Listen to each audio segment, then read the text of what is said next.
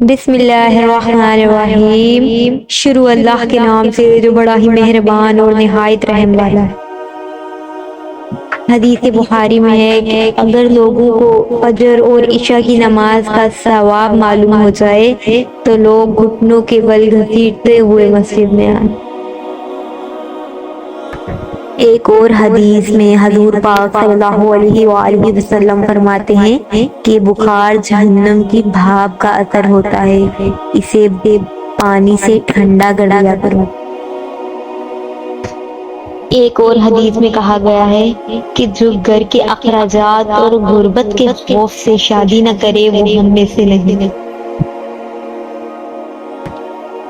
ایک اور حدیث میں حضرت عائشہ رضی اللہ تعالی عنہا فرماتی ہیں کہ رسول اللہ صلی اللہ علیہ وآلہ وسلم نے فرمایا کہ پینے کی ہر وہ چیز جو نشہ لاتی ہو وہ حرام ہے۔ رسول اللہ صلی اللہ علیہ وآلہ وسلم ارشاد فرماتے ہیں کہ بے شک تمہارا رب بڑا شرم و حیا کرنے والا سخی ہے، وہ اس بات پر بھی شرماتا ہے کہ بندہ اس کی طرف ہاتھ اٹھائے اور وہ اسے حال میں لٹا دے۔ سبحان اللہ۔ رسول اللہ صلی اللہ علیہ وآلہ وسلم نے ارشاد فرمایا جس نے روزہ رکھ کر بھی بدزبانی اور جھوٹ نہ چھوڑا اللہ تعالیٰ کو اس کے کھانا پینا چھوڑنے کی ضرورت نہیں۔ رسول اللہ صلی اللہ علیہ وآلہ وسلم نے فرمایا کہ ہمارے اور کافروں کے درمیان فرق صرف نماز ہے، جس نے نماز چھوڑ دی اس نے کفر کیا۔ مسلمانوں اور کفر و شرک کے درمیان فرق صرف نماز ہے۔ رسول اللہ صلی اللہ علیہ وآلہ وسلم نے فرمایا صاحب قرآن کی مثال بندے ہوئے اونٹ کی مالک کی طرح ہے، اگر اس کا خیال رکھے گا تو اسے قابو میں رکھے گا اور اگر اسے چھوڑ دے گا تو وہ بھاگ جائے گا۔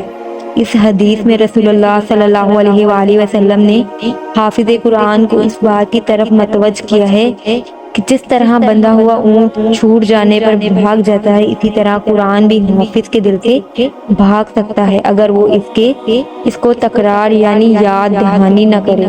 اس میں حافظ قرآن کے لیے مستقبل مزاجی کی ترغیب دی گئی ہے اور وہ قرآن مجید کو ہمیشہ دہراتا رہے اور اس کو بھولنے نہ دے۔